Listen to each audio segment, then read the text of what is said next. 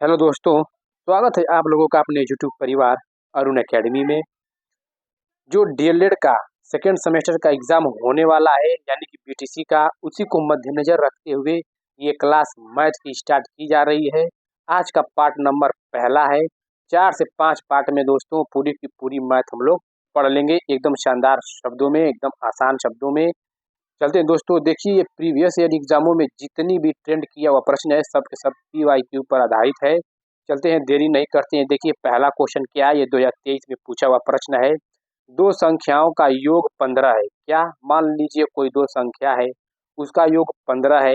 उनमें से एक संख्या दूसरी की 4 गुनी है, तो संख्याओं को ज्ञात कीजिए। तो माना पहली संख्या आप लोग कैसे लिखेंगे, लिखिएगा माना पहली संख्या बराबर x और दूसरी संख्या क्या कही है कि दूसरी की 4 गुनी है। तो यानी मान लीजिए पहली संख्या x हो गया तो दूसरी की 4 गुनी है यानी कि 4x हो गया। तो आप लोग ऐसे लिखिएगा कि पहली संख्या बराबर x और दूसरी संख्या पहली संख्या की 4 गुनी यानी कि 4x। अब यही दिया है कि दो संख्याओं का योग 15 यानी कि पहली संख्या तो x निकल कर आ गया, दूसरी संख्या 4x निकल कर आ गया। तो अब इन्हीं संख्याओं का योग पूछा है, 15 दिया है दोस्तों। तो x प्लस हम लोग क्या करेंगे, 4x बराबर 15। इन्हीं संख्या का योग दिया है, पहली और दूसरी संख्या का योग कितना दिया है, तो 15 दिया है। तो और 4x जोड़ेंगे तो 5x हो जाए, तो 5x बराबर 15 और 5 से 15 काट देंगे, 5 या 15 यानी कि x का मान कितना निकल कर आ गया, 3 निकल कर आ गया।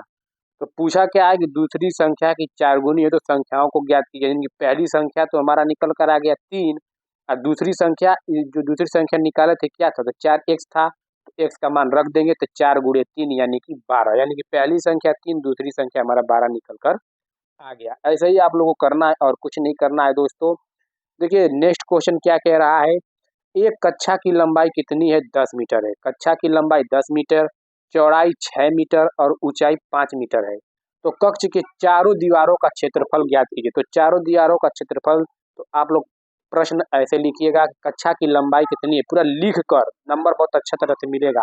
तो लिखिएगा कक्षा की लंबाई 10 मीटर, कामा करके फिर लिखिएगा कि चौड़ाई कितना दिया है, 6 मीटर और ऊंचाई कितना दिया है, 5 मीटर। यहाँ पे हम लिख नहीं रहे हैं, लेकिन आप लोग लिखिएगा कक्षा की लंबाई 10 मीटर, चौड़ाई 6 मीटर और ऊंचाई 5 मीटर। तो कक्षा की चारों दीवारों का क्षेत्रफल ये भी लिखिएगा। जो जो हम बोल रहे हैं शब्द वो बहुत इंपॉर्टेंट है, ध्यान से सुनिएगा। जितने शब्द ये स्क्रीन पे थोड़ा हम लिख नहीं पा रहे हैं दोस्तों, तो आप लोग ये थोड़ा मैनेज कर लीजिए। तो कक्षा की चारों दीवारों का क्षेत्रफल 2 into L plus B into H, ये याद रख लीजिएगा। जब ऐसा क्वेश्चन पूछेगा तो याद रखिएगा कि कक्षा के चारों दीवारों का क्षेत्रफल कितना होगा, 2 L plus B into H. अब इसी पे मान रख दीजिए 2 into L plus B into H पे। तो देखिए क्या है, 2 कोष्ट में लिखिए एल प्लस बी यानी कि 10 + 6, तो 10 6 हम डायरेक्ट जोड़ दे रहे हैं, आप लोग 10 + 6 लिख दीजिएगा। तो 10 + 6 बराबर कितना होगा, 16 हो गया। और गुणे ऊंचाई कितनी दिया है, 5। इसी को आप हल कर देंगे, यही हमारा आंसर निकल कर आ जाएगा। तो क्या हो जाएगा, 16 × 25 80 दूना के कितना हो जाएगा, 160। यानी कि 160 यानी कि वर्ग क्षेत्रफल दिया है तो वर्ग मीटर लिखेंगे, क्योंकि वर्ग क्षेत्रफल को डिनोट करता है। तो वर्ग 160 वर्ग मीटर, यही हमारा आंसर हो जाएगा। चलते हैं नेक्स्ट क्वेश्चन दोस्तों। देखिए नेक्स्ट क्वेश्चन, ये सब प्रीवियस ईयर एग्जामों में ट्रेंड किया हुआ प्रश्न है दोस्तों। अपने मन से एक भी प्रश्न हम लेकर नहीं आया, बस आप लोग चैनल के माध्यम से जुड़ जाइए और देखिए उसके बाद मैथ आप लोग धुआं धुआं मचा देंगे। देखिए नेक्स्ट क्वेश्चन क्या कह रहा है, 6 सेंटीमीटर और 4 सेंटीमीटर के दो घनों को पिघलाकर एक बड़ा घन बनाया गया, तो बड़े घन का आयतन ज्ञात कीजिए। तो बड़े घन का आयतन ज्ञात करना है तो देख लेते हैं, पहला घन बराबर दूसरा घन। ये क्या दिया कि 6 सेंटीमीटर और 4 सेंटीमीटर के दो घन, तो यानी कि दो घन है तो पहला घन 6 हुआ, दूसरा घन 4। तो आप लोग लिखिएगा कि पहला घन प्लस दूसरा घन बराबर कितना है, बड़ा घन। दोनों पहला दूसरा को जोड़ेंगे तो बराबर ये बड़ा घन निकल कर आएगा। तो पूरा लिखिएगा, यहाँ पे लिखिएगा पहला घन प्लस दूसरा घन बराबर बड़ा घन। तो अब देख लीजिए घन को किससे हम लोग डिनोट करते हैं, क्यूब से। तो यानी कि ये मान लीजिए ए है, ये 4 है तो ए क्यूब हो जाएगा, ए क्यूब प्लस बी क्यूब बराबर बड़े घन का आयतन, यही होगा बड़े घन का आयतन। ऐसे लिख लीजिएगा। तो ए क्यूब प्लस बी क्यूब, तो ए का मान कितना है 6 है तो 6 क्यूब हो जाएगा, और बी का मान कितना है 4 है तो 4 क्यूब हो जाएगा। 4 क्यूब हो गया तो 6 क्यूब, 6 का क्यूब करेंगे तो 216 होगा। देखिए 6 का क्यूब करेंगे 216 होगा, और प्लस क्योंकि ए क्यूब प्लस बी क्यूब हम बताए हैं बराबर बड़े घन का आयतन। अब 4 क्यूब का करेंगे 4 चौको 16 चौको 64, अब बराबर कितना हो गया बड़े घन का आयतन। बराबर यही ना बराबर है पहले घन का क्यूब प्लस दूसरे घन का क्यूब बराबर बड़े घन का आयतन व क्यूब। तो देखिए 216 और 64 को जोड़ेंगे तो 280 होगा। कितना होगा 280 होगा, तो बड़े घन का आयतन निकल कर कितना आया 280, यही हमारा आंसर हो जाएगा। बस यही करना है दोस्तों, एकदम आसान शब्दों में जानिए, एकदम कॉमन सेंस यूज करिए, सब आप धुआं धुआं मचा देंगे।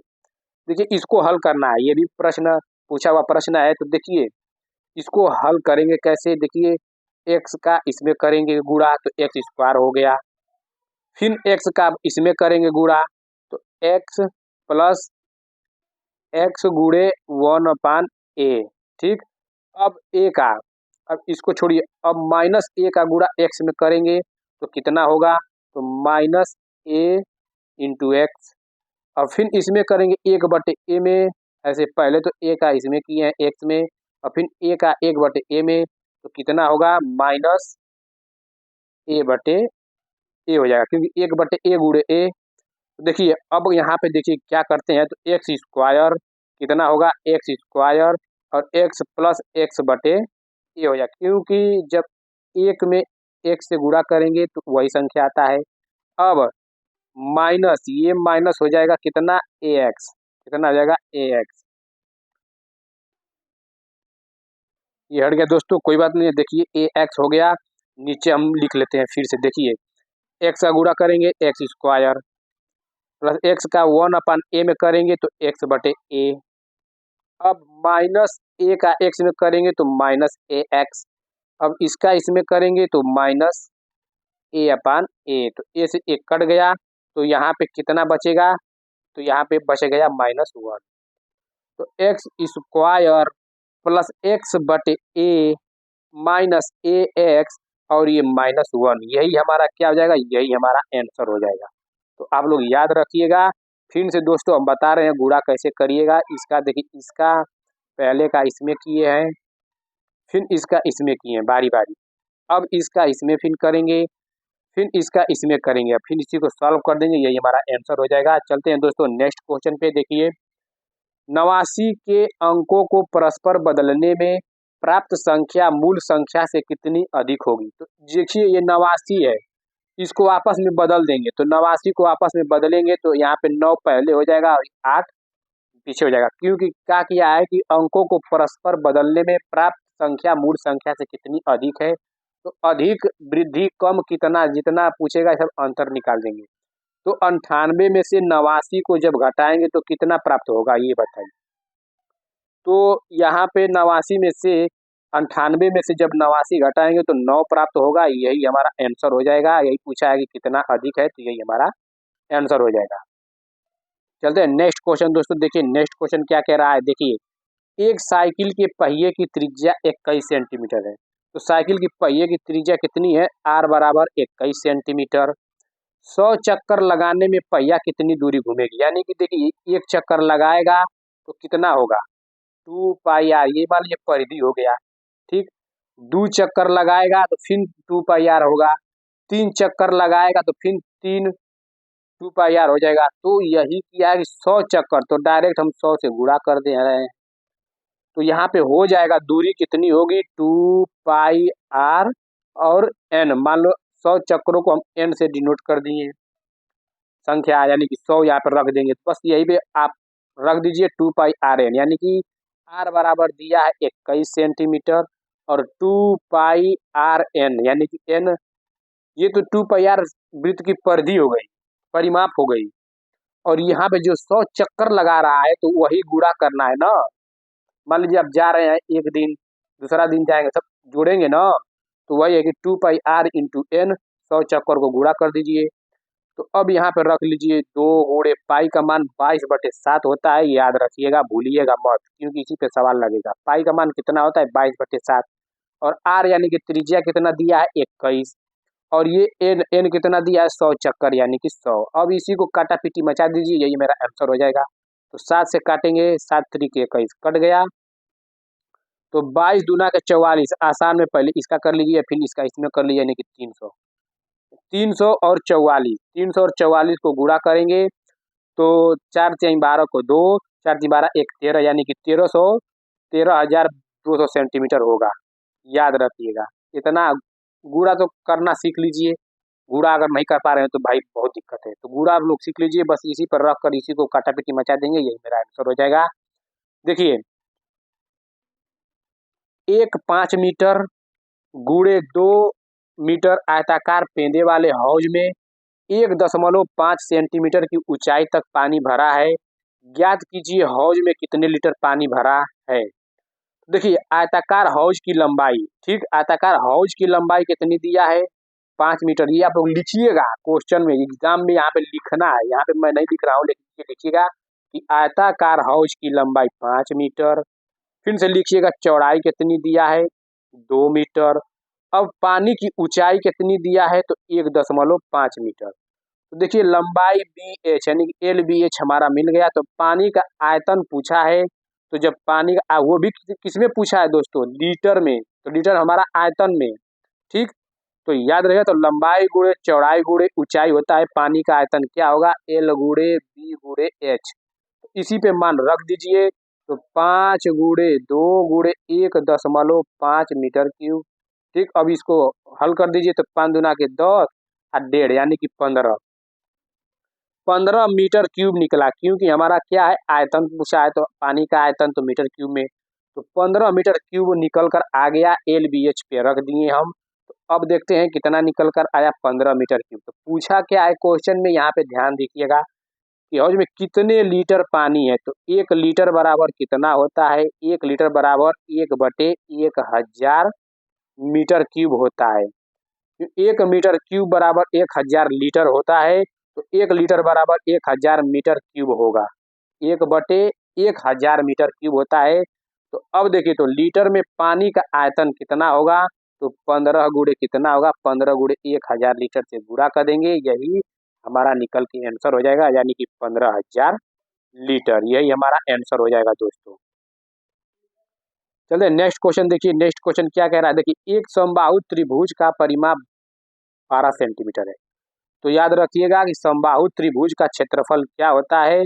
तो समबाहु त्रिभुज का क्षेत्रफल और समबाहु त्रिभुज का परिमाप ये सब क्या होता है, हम आपको लिखवा दे रहे हैं। तो समबाहु त्रिभुज का क्षेत्रफल देखिए, कड़ी में 3/4 ए स्क्वायर होता है। ये समबाहु त्रिभुज का क्षेत्रफल है। और समबाहु त्रिभुज का परिमाप कितनी होती है, तो 3a होता है, ठीक। याद रखिएगा 3a।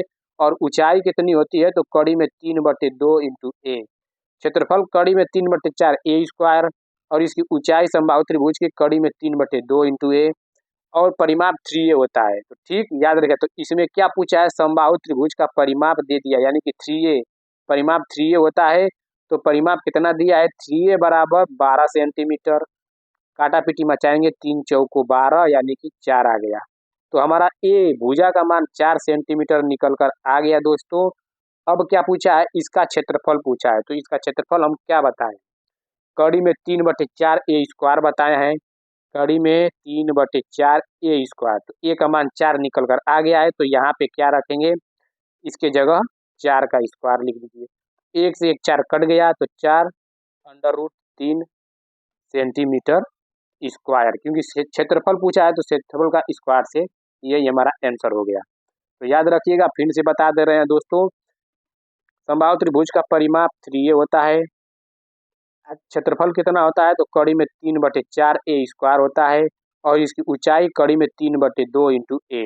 याद रखिएगा, ये एच हो गया, ये क्षेत्रफल हो गया, ये परिमाप हो गया समबाहु त्रिभुज का। इसी से क्वेश्चन बनेगा और इससे बाहर समबाहु त्रिभुज से नहीं बनेगा।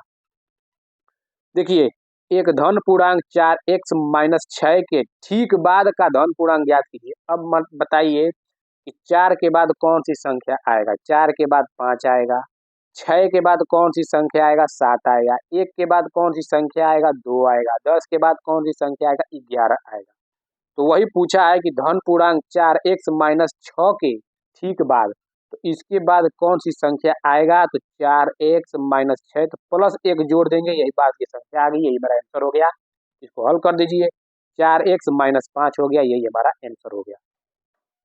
पूरी अभी शॉर्ट्स बता रहे हैं दोस्तों, हर एक चीज का 3-4-5 वीडियो में तो मैथ बहुत मुश्किल से 3-4 लगेगा, बाकी पूरी मैथ आप यानी नंबर रहेगा उसमें आप लोग ये आसान हो जाएगा। इसका क्या दिया है कि सरल कीजिए, अब इसको हल करना है। तो देखिए 3, 5, 7 ये अब ये क्या है, अभाज्य संख्याएं हो गई, मतलब किसी से ये 3, 5, 7 किसी से कट नहीं रही है, एक दूसरे से नहीं कट रही हैं, तो इनका एलसीएम लेंगे। तो 7, 3, 5, तो डायरेक्ट देखिए ऐसे कर लीजिए। 3 अगर मान लीजिए गुणा करके देख लें तो ठीक है, तो 5 15 7 105, 105 भी रख सकते हैं नीचे, 100 यहाँ पे 105 भी रख सकते हैं, तो यहाँ पे 105 हम नहीं रखेंगे, थोड़ी आसान के लिए डायरेक्ट यही हम कर दे रहे हैं, 3 गुणे 5 गुणे 7 रख दिए, क्योंकि इनका एलसीएम तीनों 105 ही होगा, ऐसे लिखिए। तो अब यहाँ पे गुणा करना है, तो ये 3 से 3 देखिए, 3 से 3 कट जाएगा ये, तो बचा कितना, ऊपर 2 बचा, ऊपर माइनस 2 बचा, और गुणे ये 5 गुणे 7 हुआ।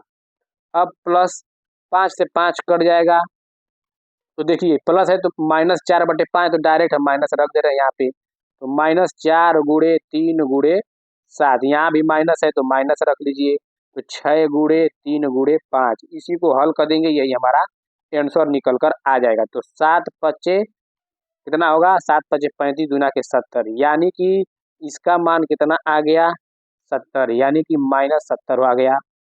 अब इसका हल कर दीजिए, 4 3 12, 12 7 84, यानी कि इनका -84 आ गया। अब इसको हल कर दीजिए, 5 3 15 6 के 90, यानी कि ये भी -90 आ गया।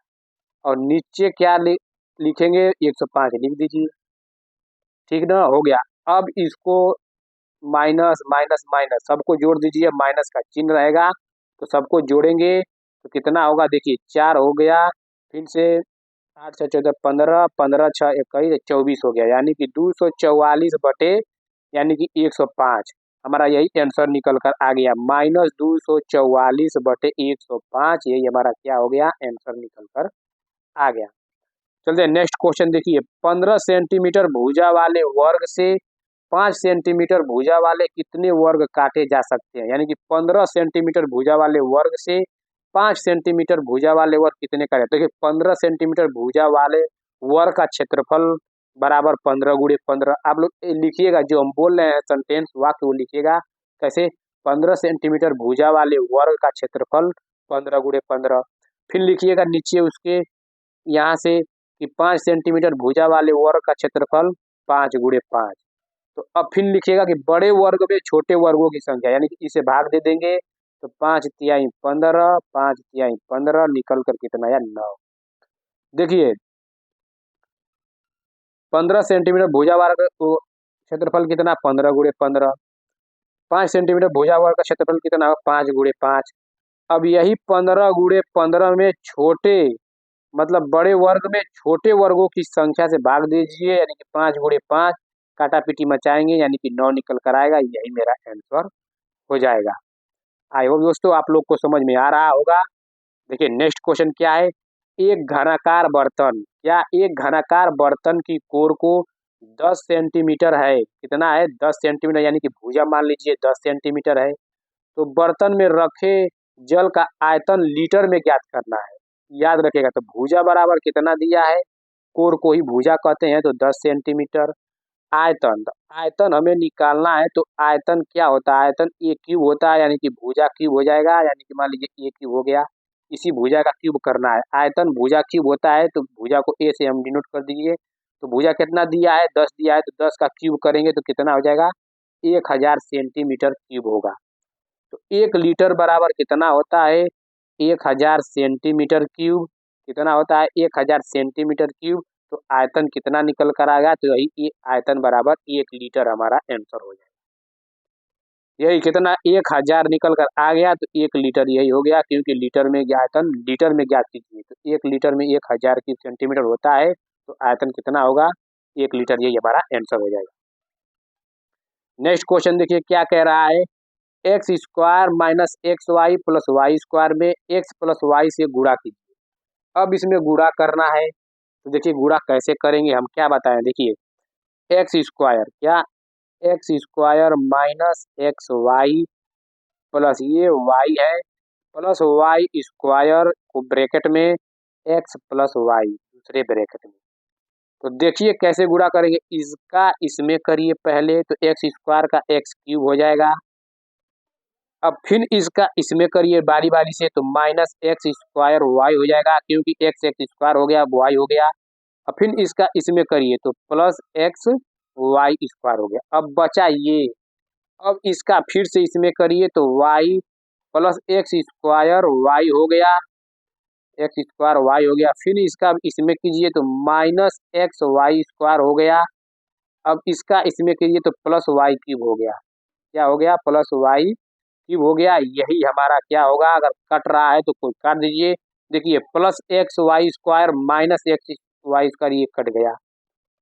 अब देखिए माइनस एक्स स्क्वायर वाई या प्लस एक्स स्क्वायर वाई ये भी कट गया। बचा क्या, एक्स क्यूब और मेरा बचा X cube plus Y cube, X cube plus Y cube बच गया, यही हमारा आंसर हो जाएगा। नेक्स्ट क्वेश्चन दोस्तों देख लेते हैं। किसी संख्या के एक चौथाई में एक घटाने पर शेषफल एक है, वह संख्या क्या थी। मान लीजिए कोई संख्या हम मान लिए 100, माना किसी संख्या के एक चौथाई में एक चौथाई से एक घटाने पर शेषफल एक प्राप्त होता है। तो इसका एक चौथाई देखिए, जब भी पूछे का के की तो उसके गुणा कर देंगे। तो किसी संख्या के दिया है तो एक्स वो संख्या है, माना वो संख्या एक्स है तो एक्स के एक चौथाई, का के की जहाँ पूछे तुरंत ये का गुणा कर दीजिएगा। तो के दिया है ना, मान लीजिए एक्स के एक चौथाई तो एक्स के एक चौथाई हो गया, में से एक घटाने पर इसमें एक घटाएंगे, शेषफल कितना प्राप्त हो रहा है एक। अब इसी को हल कर देंगे, यही मेरा आंसर निकल कर आ जाएगा। तो एक्स माइनस यहाँ पे गुणा करेंगे तो एक्स माइनस 4 बटे एक्स बराबर 1 हो जाएगा।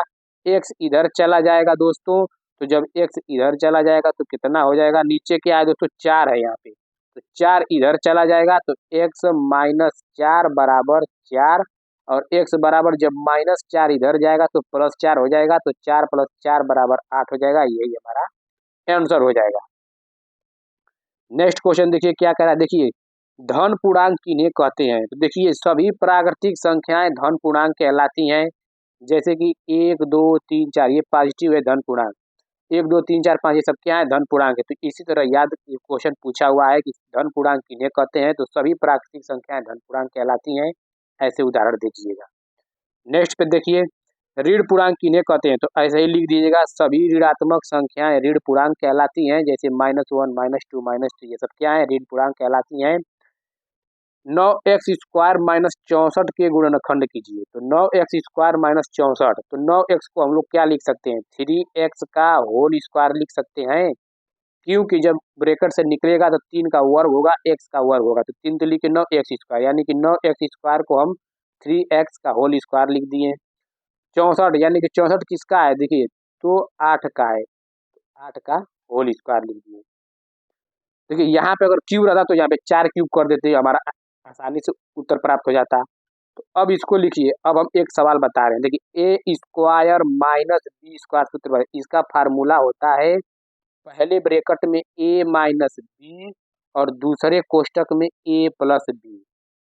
ठीक दोस्तों याद रखिएगा, ए स्क्वायर माइनस बी स्क्वायर बराबर होता है पहले कोष्टक में ए माइनस बी दूसरे कोष्टक में ए प्लस बी, हमारा सूत्र A square minus B square का फार्मूला है। तो देखिए A square minus B square ये ए स्क्वायर और बी स्क्वायर के रूप में बन गया ना, तो बस इसी पर रख दीजिए।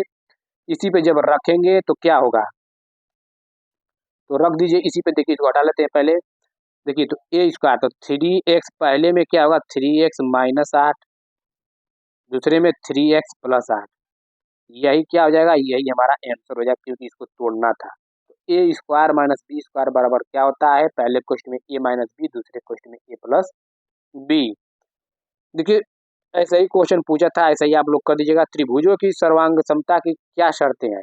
देखिए ज्यामिति के अनुसार त्रिभुजों की सर्वांग समता की शर्तें ये निम्न प्रकार से हैं। पहला क्या है देखिए, कोण भुजा कोण सर्वांग समता का नियम, फिर भुजा कोण भुजा सर्वांगता का नियम, भुजा भुजा भुजा सर्वांगता का नियम, यही लिख दीजिएगा, यही आंसर, ये क्वेश्चन पूछा हुआ है पिछली साल का। नेक्स्ट क्वेश्चन देखिए क्या है, पूर्ण संख्या 6, 9 और 11। क्या पूर्ण संख्या 6, 9 और 11 को लेकर गुणा के साहचर्य नियम की पुष्टि कीजिए। यानी कि इन तीनों में से अगर फेर बदल करते हैं, अगर वही आंसर आता है तो वही गुणा के साहचर्य नियम कहलाता है। जैसे कि मान लीजिए पहले हम लोग क्या कर दिए, 6 गुणे 9 जैसे करेंगे वैसे ही आप लोग एग्जाम में करिएगा। 6 गुणे 9 गुणे 11 बराबर कितना आएगा, तो 6 9 54 गुणे 11, तो गुणे 11 करेंगे तो कितना होगा, 11 चौके 44 हो गया, बचा कितना 4, तो 11 पचे 55, 55 4 59, यानी कि 594 निकल कर आ गया। फिर से देखिए, ये 6 कर देते हैं और गुणे कोष्टक में 9 गुणे 11 कर देते हैं। अब इसका गुणा करते हैं तो देखिए कितना निकल कर आएगा, 6 गुणे 11 9 99। अब इसको गुणा कर 9 छके 54 को 4, बचा कितना 5, और 9 छके 54 54 5 59। देखिए क्या आंसर में कुछ बदलाव आया, नहीं आया, यानी कि हमारा ये साहचर्य के नियम की पुष्टि करता है, यही हमारा आंसर हो जाएगा। बस इसी तरह करना है। यदि एक समचतुर्भुज के विकर्ण 26 सेंटीमीटर व 12 सेंटीमीटर है तो समचतुर्भुज का क्षेत्रफल बताइए।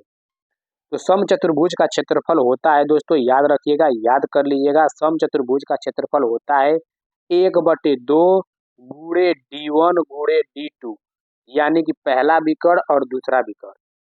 तो यहाँ पे विकर्ण पहला 26 दिया है और दूसरा विकर्ण कितना दिया है, 12 सेंटीमीटर। क्योंकि यदि एक समचतुर्भुज के विकर्ण 26 सेंटीमीटर और 12 सेंटीमीटर है तो समचतुर्भुज का क्षेत्रफल बताइए। तो समचतुर्भुज क्षेत्रफल 1/2, पहला विकर्ण दूसरा विकर्ण इसी पर रख दीजिए। 1/2 D1 का मान 26 है और D2 का मान 12 है, तो काट दीजिए, 2 से काटेंगे ये कट जाएगा 6 से। अब 26 और 6 का गुणा करेंगे तो 156 हमारा वर्ग सेंटीमीटर, ये हमारा आंसर हो जाएगा। बस फार्मूला याद रखिएगा, ज़्यादा हार्ड नहीं पूछता है।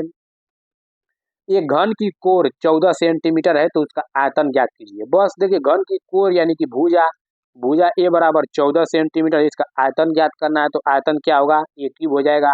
तो 14 का क्यूब करेंगे, 14 का क्यूब कितना हो जाएगा, तो 14 गुणे 14 गुणे 14, यानी कि 2744 इसका हो जाएगा। 2744 ये मेरा हो जाएगा घन सेंटीमीटर, ये मेरा आंसर हो जाएगा। भुजा दिया है, इसका आयतन पूछा है, बस इसी तरह क्वेश्चन करना है। बस आप लोग को समझ जाएंगे तो आप लोग धुआं मचा देंगे, गर्दा मचा देंगे। बस आप लोग चैनल के माध्यम से जुड़ जाइए, देखिए हर एक क्वेश्चन करा देंगे। 3 4 बस 2 3 4 वीडियो और लाएंगे, पूरी मैथ खत्म। देखिए आयत किसे कहते हैं, इसका क्षेत्रफल तथा परिमाप ज्ञात करने का सूत्र, ये लिखना भी आता है। ये लोग इसको क्या करते हैं, लड़के सब सवाल लगाने में व्यस्त हो जाते हैं कि सवाल लगाएंगे लगाएंगे, लेकिन परिभाषाएं इनमें बहुत इंपॉर्टेंट रोल है। बीटीसी सेकंड सेमेस्टर ये जो है एग्जाम, ये बीटीसी डीएलएड का एग्जाम होता है तो इसमें मैथ का परिभाषाएं पूछ लेता है, तो याद रखिएगा ऐसा ही क्वेश्चन पूछता है। देखिए आयत किसे कहते हैं, इसका क्षेत्रफल तथा परिमाप ज्ञात करने का सूत्र बताइए। तो आयत एक 4 भुजाओं की आकृति है जिसके आमने सामने की भुजा, ये क्या है, आयत है। देखिए इसकी भुजा बराबर, इसकी भुजा बराबर और इसकी सामने की भुजा बराबर। तो याद रखिएगा, आयत एक 4 भुजाओं की आकृति है जिसके आमने सामने की भुजाएं बराबर होती हैं तथा प्रत्येक कोण समकोण होता है। देखिए यहाँ पे समकोण बन रहा है, यहाँ पे बन रहा है, किधर से जाएंगे उधर से समकोण कोण बन जाता है। तो इसके प्रत्येक कोण समकोण होता है। तो आयत का क्षेत्रफल क्या होता है, लंबाई गुणे चौड़ाई, और आयत का परिमाप 2 × L + B। अभी देख लेते हैं, देखिए परिमाप क्या है, देखिए एक लंबाई ये हुआ, एक लंबाई ये हुआ, 2 लंबाई हुआ, और एक चौड़ाई ये हुआ, एक चौड़ाई ये हुआ, 2 चौड़ाई हुआ, तो 2 कॉमन ले लिया, यानी कि 2L + 2B, और इसी को 2 कॉमन ले लिया है तो L + B, यानी कि 2 × लंबाई प्लस चौड़ाई हो गया। यह आयत का परिमाप और आयत का क्षेत्रफल लंबाई गुणे चौड़ाई। नेक्स्ट क्वेश्चन देखिए क्या है, वर्ग क्या है, इसका क्षेत्रफल ज्ञात करने का सूत्र बताइए। देखिए चारों भुजाओं से घिरी ऐसी आकृति जिसकी चारों भुजाएं समान हो तथा प्रत्येक कोण समकोण हो वह वर्ग कहलाता है। तो प्रत्येक कोण समकोण हो यानी कि वर्ग की चारों भुजाएं बराबर हो, यानी कि चारों भुजाएं ये सब सेम हो, ये भी बराबर ये भी बराबर, चारों भुजाएं सेम हो तो वही तो वर्ग का क्षेत्रफल A² और वर्ग का परिमाप ABCD, यानी कि 1A 2A 3A 4A, तो 4A हो गया, वही है तो वर्ग का परिमाप 4A और वर्ग का क्षेत्रफल A²। त्रिभुज का क्षेत्रफल ज्ञात करने का सूत्र बताइए। त्रिभुज का क्षेत्रफल 1/2 आधार इंटू एच, यानी कि आधार गुणे ऊंचाई होता है, ये याद रखिएगा। यही डायरेक्ट फैक्ट पूछ लेता है, लड़के ध्यान नहीं देते हैं इस पे। देखिए अवर्गीकृत आंकड़े क्या है, तो अवर्गीकृत आंकड़े क्या हैं? ऐसे अव्यवस्थित आंकड़े जिनको देखकर तुरंत कोई निष्कर्ष निकालना संभव नहीं होता है, अवर्गीकृत आंकड़े कहलाते हैं। ये याद रखिएगा, यही परिभाषा पूछ लेता है, यही आप लोग को लिखना है। तो अवर्गीकृत आंकड़े क्या है? ऐसे अव्यवस्थित आंकड़े जिनको देखकर तुरंत कोई निष्कर्ष निकालना संभव नहीं होता है, अवर्गीकृत आंकड़े कहलाते हैं। वर्ग अंतराल, देखिए दोस्तों वर्ग अंतराल हर एक, जब मैराथन क्लास लाते रहेंगे नेक्स्ट वीडियो, उसमें हर सवाल आप लोग को करा देंगे, वर्ग अंतराल से भी कराएंगे, जितनी क्वेश्चन बनेगी सब करा देंगे। और ये परिभाषाएं भी डायरेक्ट पूछ लेता है, तो ये याद रखिएगा। वर्ग अंतराल किसे कहते हैं? वे समूह जिनके द्वारा आंकड़ों को विभक्त किया जाता है वर्ग अंतराल कहलाते हैं। जैसे उदाहरण 0 से 5, 5 से 10, 10 से 15, ये सब इनके वर्ग के अंतर कितने हैं?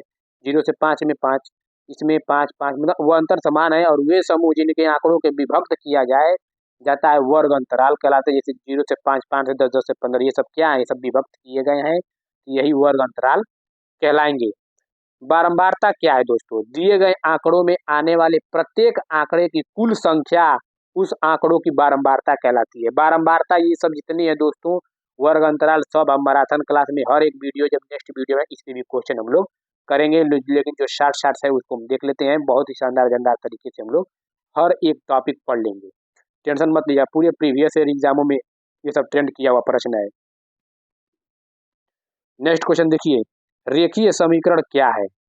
तो रेखीय समीकरण क्या है? ऐसा समानता सूचक कथन जिसमें प्रयुक्त चर की घात 1 है, रेखीय समीकरण कहलाता है। तो x प्लस वाई, देखिए जो x प्लस वाई बराबर 7 है, तो चर की घात कितनी है? 1 है कि नहीं है?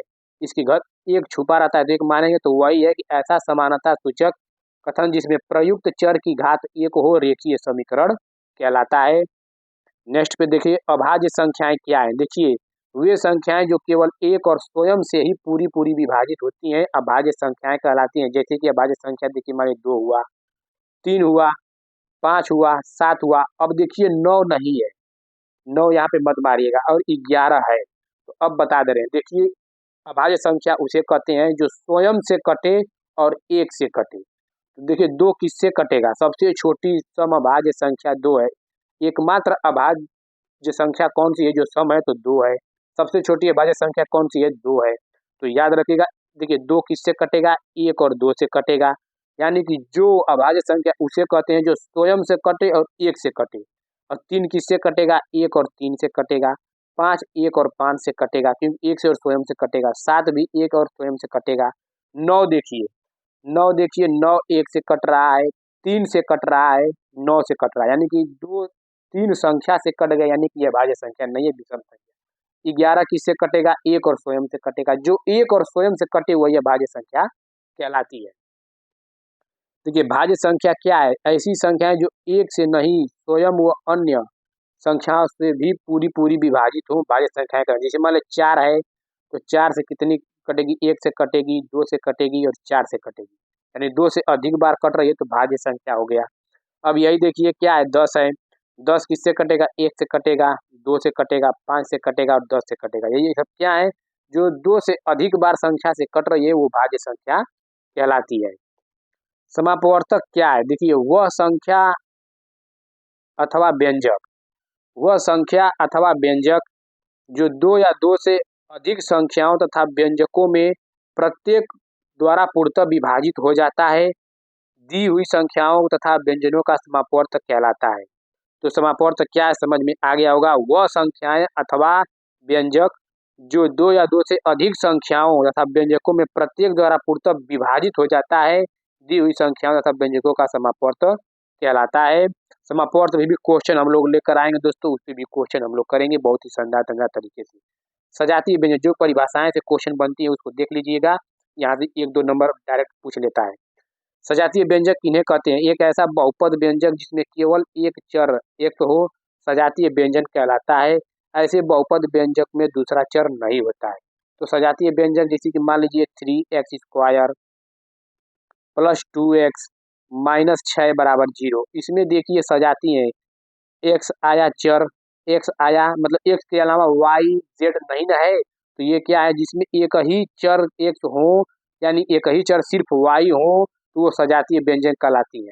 सिर्फ और सिर्फ एक ही चर हो, तो यहाँ पे देखिए सिर्फ एक्स निकल कर आ गया है। नेक्स्ट क्वेश्चन देखिए विजातीय व्यंजक क्या होते हैं। ऐसे बहुपदी व्यंजन में अलग अलग चर होते हैं, जैसे कि मान लीजिए 3x² आ गया, फिर से मान लीजिए टू 2x आ गया, 2xy भी आ गया, प्लस y² ऐसे, मतलब कि x भी दूसरा चर भी हो, x और y ये सब क्या है, ये सब विजातीय व्यंजक कहलाते हैं। किसी संख्या का योगात्मक प्रतिलोम क्या होता है, क्या है उदाहरण सहित समझाइए।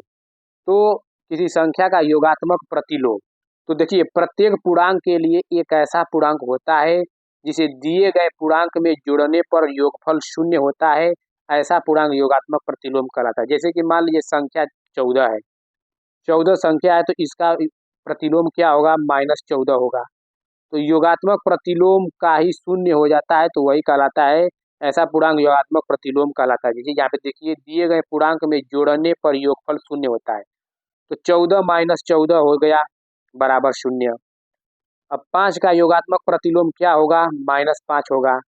अब इस दोनों को जोड़ेंगे तो 5 - 5 0 होगा। मतलब कि योगात्मक पूर्णांक वही है जो जोड़ने में योगफल 0 होता है। 4 का योगात्मक प्रतिलोम -4 होगा, 2 का योगात्मक -2, 10 का -10, और उन सब के अपने योगात्मक प्रतिलोम से जोड़ेंगे तो 0 प्राप्त होगा, वही योगात्मक प्रतिलोम कहलाता है। गुणात्मक तत्समक क्या है, उदाहरण सहित समझाइए। तो गुणात्मक तत्समक, यदि दो किसी भी पूर्णांक में 1 से गुणा करने पर पूर्णांक के मान में कोई परिवर्तन नहीं होता है, क्या कोई परिवर्तन नहीं होता है, वही क्या कहलाता है, गुणात्मक तत्समक कहलाता है। मान लीजिए 17 है, अब 1 से गुणा करेंगे तो क्या मान में परिवर्तन हुआ, नहीं हुआ, तो गुणात्मक तत्समक। 18 है, क्या 18 को 1 से गुणा करेंगे परिवर्तन हुआ, नहीं। तो किसी भी पूर्णांक में 1 से गुणा करने पर पूर्णांक के मान में कोई परिवर्तन नहीं होता है, तो वही गुणात्मक तत्समक कहलाता है। नेक्स्ट क्वेश्चन दोस्तों देखिए, नेक्स्ट क्वेश्चन क्या कह रहा है, देखिए गुणात्मक प्रतिलोम क्या है। तो गुणात्मक प्रतिलोम क्या है, उदाहरण दें। यहाँ पे गुणात्मक प्रतिलोम पूछा है और इसमें देखिए गुणात्मक तत्समक पूछा है। यहाँ पे आप लोग बस क्वेश्चन समझिए, आंसर खुद ब खुद आप लोग दे देंगे, आ जाएगा निकल कर। तो गुणात्मक प्रतिलोम, तो गुणात्मक, यदि दो परिमेय संख्याओं का गुणनफल 1 हो तो उसमें प्रत्येक दूसरे का गुणात्मक प्रतिलोम होता है। जैसे कि मान लीजिए 3/5 है, तो इसका गुणात्मक प्रतिलोम क्या होगा, 5/3। तो अब इन दोनों का गुणा करेंगे तो 5 से 5, 3 से 3 कट जाएगा, क्या 1 आया, दो परिमेय संख्याओं का गुणनफल 1 आया, तो वही गुणात्मक प्रतिलोम कहलाता है। 7/3 का गुणात्मक प्रतिलोम 3/7 होगा, तो काट देंगे तो इनका गुणनफल कितना होगा, 1 आएगा। यही गुणात्मक प्रतिलोम होता है दोस्तों। 4/5 का गुणात्मक प्रतिलोम 5/4 होगा। बस यही डायरेक्ट ये भी पूछ देगा कि 3/4 का गुणात्मक प्रतिलोम क्या होगा, तो याद करिएगा 3/4 का 4/3, यही मेरा आंसर हो जाएगा। ऐसा ही क्वेश्चन सब ये प्रीवियस ईयर एग्जामों में पूछा हुआ ट्रेंड है दोस्तों। देखिए गुणनफल ज्ञात करें, अब इसका गुणनफल ज्ञात करना है, तो सिंपल सी बात है, हम क्या बताएं, इसका पहले इसमें करेंगे, फिर इसमें करेंगे, ठीक है दोस्तों, तब जाके 7 का एक्स में करेंगे, फिर 7 का -4, तो एक्स का एक्स में करिए, x² हो गया।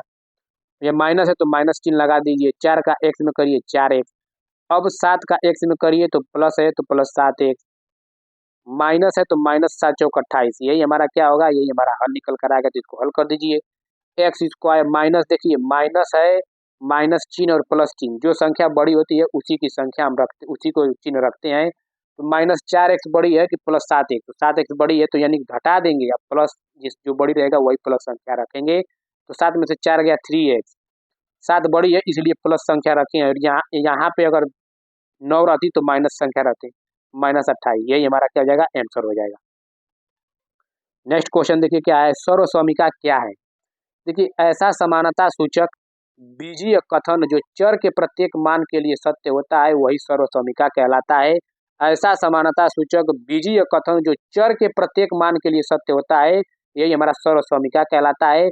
अभी आप लोग को डाउट दूर हो जाएगा। देखिए जैसे मान लीजिए इसको सर्वसहमिका है अथवा नहीं कैसे चेक करेंगे, तो x की जगह 0 रखिए, तो मान लीजिए 2 0 रख रहे हैं, देखिए 0 + 1, अब बराबर 2 गुणे x का मान 0 + 2, तो ये हो जाएगा 0 और ये हो जाएगा 2 एकम 2, यानी कि 0 + 2 बराबर 2 जोड़िए या 0 + 2, यानी कि मान बराबर हुआ ना, इधर भी 2 इधर भी 2, यही सर्वसमीका सत्य होता है, तो ये सर्वसमीका कहलाती है। यानी एक एक रख देखिए, x की जगह 1 रखिए तो 2 1 + 1 बराबर 2 गुणे 1, x की जगह 1 रख रहा हूँ प्लस 2, अब इसको हल करिए, 2 + 2 एकम 2 बराबर इसका 2 + 2, यानी कि देखिए ये भी, यानी कि ये सर्वसमीका सत्य है, यानी कि बराबर संख्या दोनों है, यही सर्वसमीका है। पूछा है कि सर्वसमीका है कि नहीं है, तो ये बिल्कुल सर्वसमीका है, क्योंकि बराबर माना रहा है दोनों तरफ, यही सर्वसमीका कहलाता है। देखिए, सर्वसमीकाओं का प्रयोग करके 51 का स्क्वायर का मान ज्ञात कीजिए। क्या 51 के स्क्वायर का मान ज्ञात करना है दोस्तों? चलिए देखते हैं किसका, सर्वसमीकाओं का प्रयोग करके।